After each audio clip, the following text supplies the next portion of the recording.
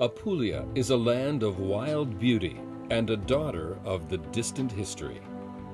It is the center of all ancient navigation, a gate to the Eastern world. Here, adventure and innovation have been two important characteristics of this simple yet proud land in which diverse civilizations blended together. Apulia is mare et terra, sea and land. With her unstinting hand, nature seems to have lavished her wonderful gifts: the everlasting sunshine, the blue sky, the sea, aged olive trees, and the fragrant vineyards which offer the pleasure of wine that soothes the human spirit. Here, people look for God with high hopes despite a traumatic past. They make time to find a balance between dream and reality, weaving a tale to tell.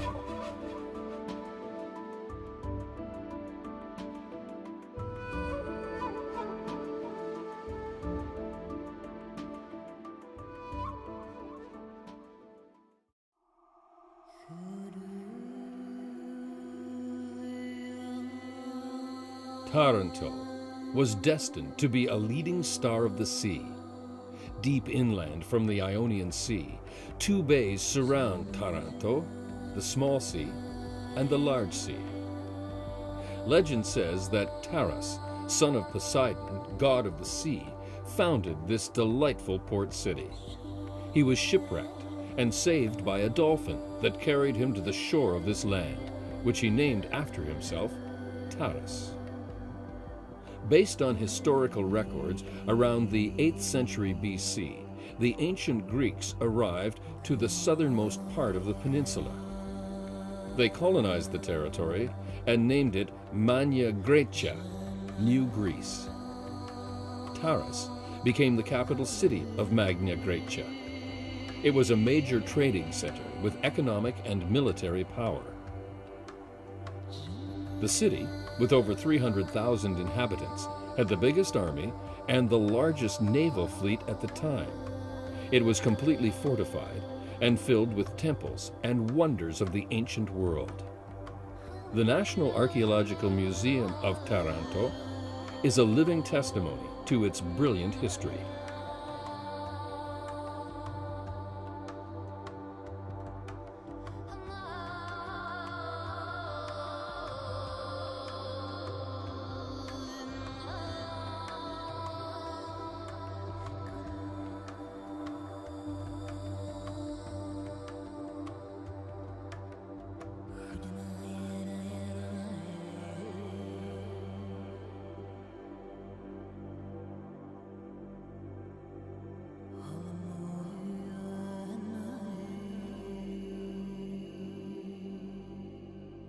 In the heart of the old city stands the magnificent Cathedral of San Cataldo, dedicated to the patron saint of the city. It is one of the oldest Romanesque churches in Apulia. The cathedral has a unique atmosphere, with its large floor mosaic and beautiful frescoes.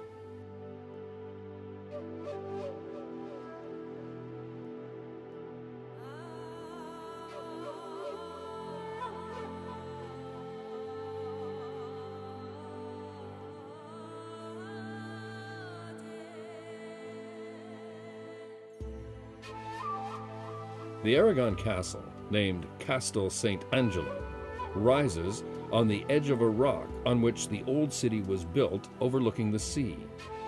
The castle was built in 916 by the Byzantines to protect and to fortify the city. Around the year 1240, Emperor Frederick II ordered extensive repairs to the original castle.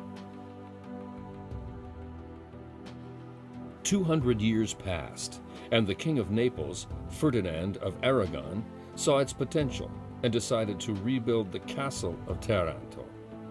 It was completed in 1492, and with its robust walls, towers, and an exceptional moat, it became a military stronghold.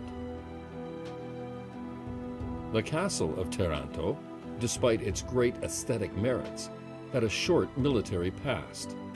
Later, it rose to prominence as a royal residence, and then it was utilized as a jail. Now it's the home of the Italian Navy's headquarters.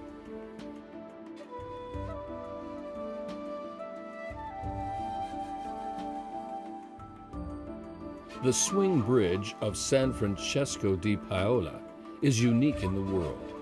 It connects the old and the new parts of the town, bridging the past and the present. Opened on May 27, 1887, the bridge is 90 meters long and 9 meters wide and swings open, turning to allow ships to cross the channel.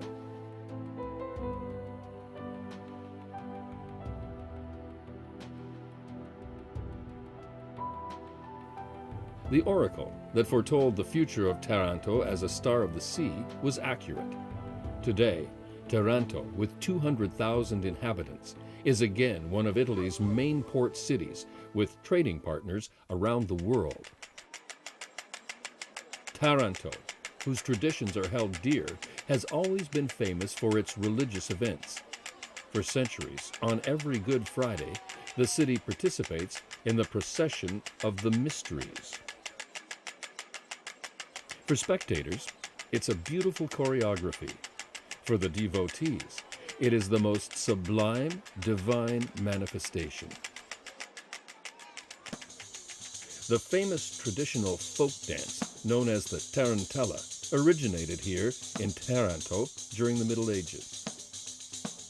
According to legend, sometime during the 13th century, Taranto suffered through an epidemic of poisonous tarantula spiders. The common cure was believed to be uncontrolled dancing to frenetic music. The healing dance became known as pizzica tarantella. In time, this dance became popular among the peasants, making it an integral part of village celebrations. Today, the tarantella has several local variations and is one of the most popular folk dances in Italy.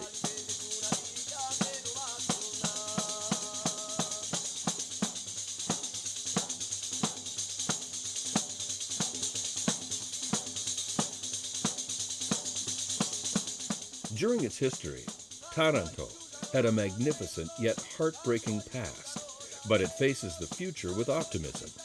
The resilient people of Taranto learned from the early Greeks, whose philosophy was, "Great joy isn't a luxury, but a necessity."